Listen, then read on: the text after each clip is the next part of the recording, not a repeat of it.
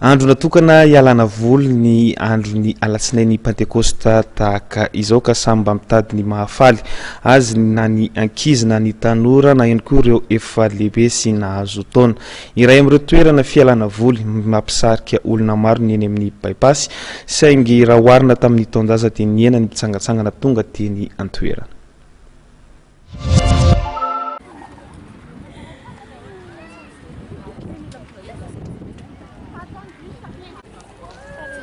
Alatsinain'ny Pentekosta, andro natokana hialana voly sy hitsangatsangana. Na dia sarotra aza ny fiainana dia tsy maintsy miala voly sy miala mahazatra ihany, fa no eto manana no mienina. Manodidina ny iray alina isak'olona ny vola lanina mitivy tamin'ity fitsangatsanganana ity, tafiditra ao anatin'izany ny sakafo, ny zava-pisotro sy ny kojakoja rehetra ilaina.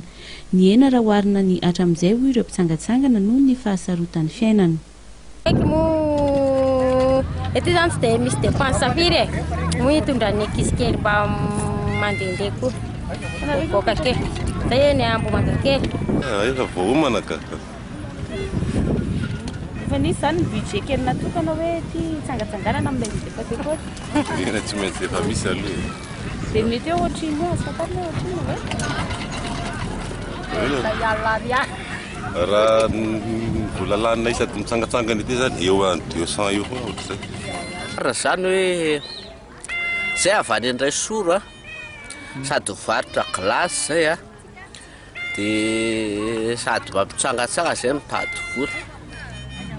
Zany hoe tsy tiana ho very zany ny andro androany fa sady ny eo ihany ny anaty zanany eo. Dia aty mihitsy ilay toerana natokana hitsangatsangana. Afany ankoron-drano zany zay. Efa nisy hoe fanomanana hoe hitsangatsangana amin'ilay lehibe Pentekosta dia efa nisy ny volana natokana ho an'izay dia mety fahafantarina hoe ohatriny eo. Eo amin'ny 500,000 zay izay fianakaviana kely miaraka ireo. Eo avy amin'ny nosy zato.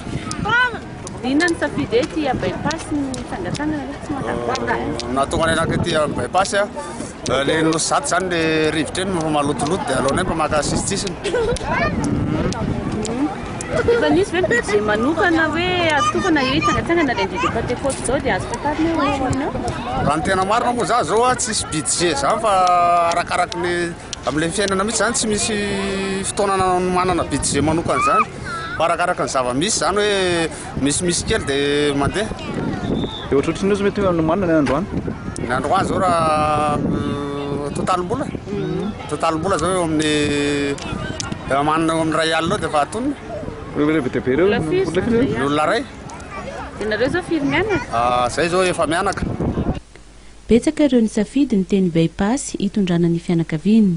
Na ho an'ireo mipetraka manodidina teny, Ambohimangankely, na ny avy lavitra, Andraisoro, Anozizato ary Akorondrano. Hita tena toerana teny avokoa na ny kilalao an'ny ankizy, ny cheval du bois, na ny kilalao maro hafa toy ny kermesy sy ny mpivarotra ireo tsakitsaky isan-karazany.